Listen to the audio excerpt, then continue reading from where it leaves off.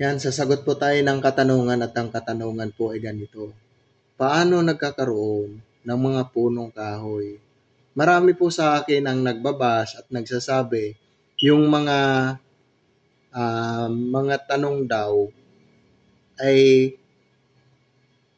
mga tanong daw madadaling sagutin.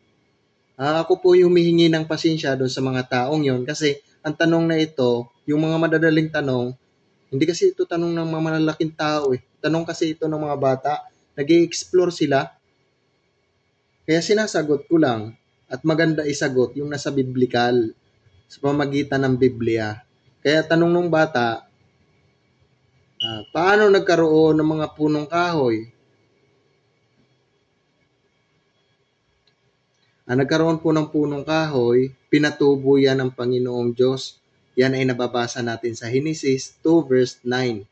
Ganito po ang sabi doon sa Genesis 2 verse 9. At pinatubo ng Panginoong Diyos ang lupa.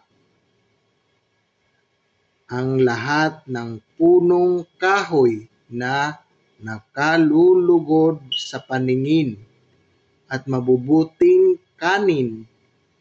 Gayon din ang punong kahoy ng buhay sa gitna ng halamanan at ang punong kahoy ng pagkakakilala ng mabuti at masama.